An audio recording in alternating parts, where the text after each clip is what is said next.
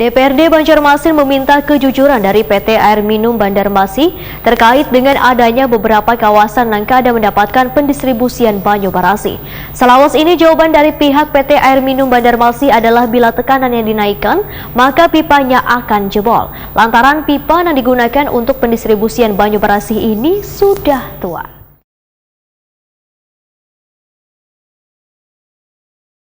DPRD Banjarmasin meminta kejujuran dari PT Air Minum Banjarmasin terkait dengan adanya beberapa kawasan yang kada mendapatkan pendistribusian banyu barasi. Bilapun ada yang mengalir, itu pun hanya di malam hari, bahkan ada yang kada mengalir sama sekali hingga berbulan-bulan. Selawas ini, jawaban dari pihak PT Air Minum Banjarmasin adalah bila tekanannya dinaikkan, maka pipanya akan jebol lantaran pipa yang digunakan untuk pendistribusian banyu barasi ini sudah tua. Bila memang terkendala di pipa, semestinya harus dicarikan solusinya karena PDAM Banjarmasin sudah menyandang perseroda. Semestinya permasalahan yang maulah warga kesulitan mendapatkan banyu barasi ini kada terjadi. Demikian dipadahkan Wakil Ketua DPRD Banjarmasin Muhammad Yamin lawan Prima TV jelang tengah hari Selasa 17 Mei 2022. Politisi Partai Gerindra ini khawatir bila ada yang disembunyikan oleh pihak PT Air Minum Banjarmasin sehingga diminta untuk kejujurannya menjelaskan permasalahan ini agar bisa diketahui publik. Muhammad Yamin menyatakan bila kekhawatirannya cukup beralasan lantaran pelanggan terus bertambah, namun ketersediaan banyu baku yang didistribusikan ke pelanggan kemungkinan kurang, menyebabkan sebagian warga kada mendapatkan banyu barasi. Juga kan, ini juga kan kendalanya di mana?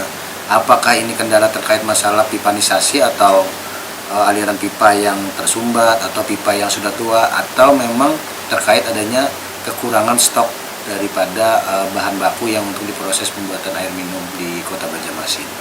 Jadi mendengar apa yang sudah disampaikan bahwa ini tidak hanya berselang waktu 1, 2, 3, tapi ini berbulan-bulan sehingga ada juga yang disampaikan bahwa dengan pengadaan air dikirim ke masing-masing ke kelurahan, namun itu juga tidak mencukupi. Ya, kita berharap direksi PDAM di Kota Banjarmasin ini segera dan berambil sikap dan juga harus harus cepat tanggap dengan kondisi masyarakat di Kota Banjarmasin yang saat ini kesulitan air. Muhammad Yamin menegaskan sangat mendukung dengan sikap Wali Kota Banjarmasin yang meminta mundur direksi PT Air Minum Banjarmasin bila kada bisa menangani permasalahan distribusi banyu barasi ini. Lantaran sebagai wakil rakyat tentunya ujar Muhammad Yamin sangat prihatin dengan masalah yang terjadi pada warga Kota Seribu Sungai ini. Dan berharap seluruh jajaran direksi di PDAM itu segera turun ke lapangan melihat situasi dan kondisi yang terjadi saat ini yang dikeluhkan oleh masyarakat. Ya, kembali apakah memang sebagai dirut itunya mampu atau tidak, ya dikembalikan kepada dirinya. Kalau memang dia merasa mampu, ya ayo segera kita bersama-sama untuk bisa menyelesaikan permasalahan yang ada di Kota Banjarmasin. Ya, kalau tidak mampu, ya silakan menyampaikan itu kepada kepala daerah atau kepala wali kota. Nah, nanti semuanya teknis dan ini adalah kepala daerah yang mempunyai wewenang. Ya, kalau kita juga apa yang disampaikan oleh Pak Wali Kota tadi, kalau dia tidak mampu ya ngapain? Ya sudah, kami serahkan aja itu ke orang yang lebih mampu. Untuk Komisi 2 Pak disarankan Pak?